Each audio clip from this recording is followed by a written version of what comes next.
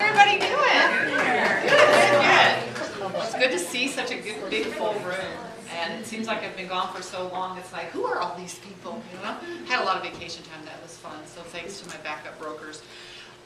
One simple thing that I would like to start my broker moment with is additional earnest money that comes in.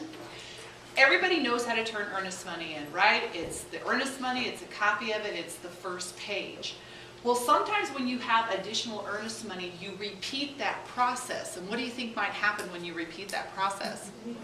We get a new card going, and then there's some confusion. So what we're asking you in the trust account is when you have additional earnest money that you're turning in, just explain that. You can explain it by attaching the addendum that requests the additional earnest money, you know, that type of thing, because it'll have the contract ID number. You can staple that to another piece of paper and you can say, this is the contract ID number, per the contract, here's the extra money. That way we're not getting a lot of duplicate cards. And if we were a tiny office, this would be a non-issue because we would know all of our contracts. But as you well know, we're what? Number one. And we have lots and lots and lots of contracts to process, so that will help things immensely if you will take the time to do that.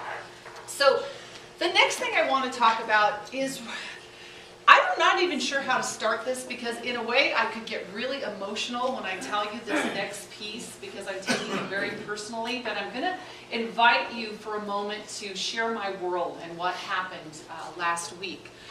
And with that being said, sometimes you'll pick up the phone and you'll ask me a question and you might say something like, well, where are we at on this? Or how will this turn out? And am I right? Right? Questions that you would legitimately ask me. Would you agree? So we have a situation last week.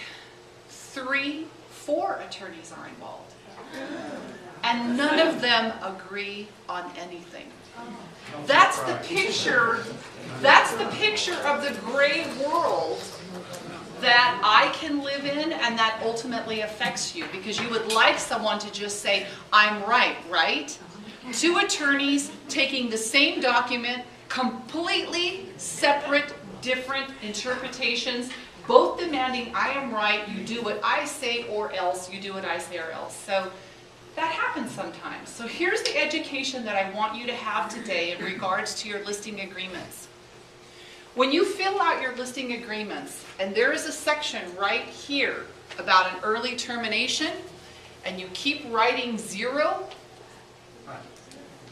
you will get 0 more than likely. Here's what this situation looks like. Contracts are bilateral. Takes 2 of us to go into them. The assumption is it's bilateral to break it. We've always thought that. It's been determined through this case, and it's pretty significant, that I can default on my contract unilaterally, and then you can sue me. The caveat with a listing agreement, and this is where it's the word held hostage comes into play, is that if we don't release a seller who wishes to cancel with us, what happens with the listing? It stays where? On the MLS, active. The next broker cannot move forward when your client has essentially fired you, and that's what makes this really, really different. So what we know now is if you have a client that is firing you, firing us, chooses not to work with us, it has been determined by both IREC, legal counsel, MLS office, that we have to release them. And I want you to be aware of that. Now, after we release them, if something is in here, then that's the ammunition, so to speak, better word, I'm sure. But then we can move forward and file suit. I know, it's painful, isn't it? It was very painful. We were churning and burning through answers and questions and things such as that. I think this is just really, really important for you to understand. I'm not telling you that you have to put anything in there. I want to make sure you're very clear. I'm not telling you how to run your business. If you put 0, you put 0.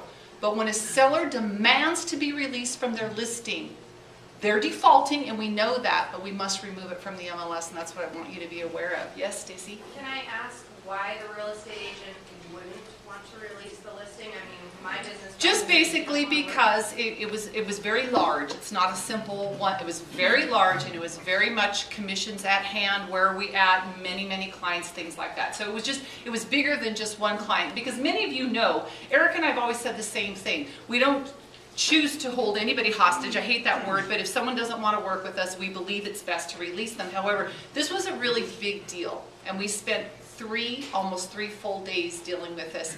This is the outcome, and that's why I want to make you aware. So if you do want to protect yourself, that's how you do it, okay? And if you have any questions, come and see me, all right? Because obviously the first thing we want to do is make it a situation where it's worked out between the seller and the brokerage and you as an agent, get you protected. But that's how you're going to do it, okay?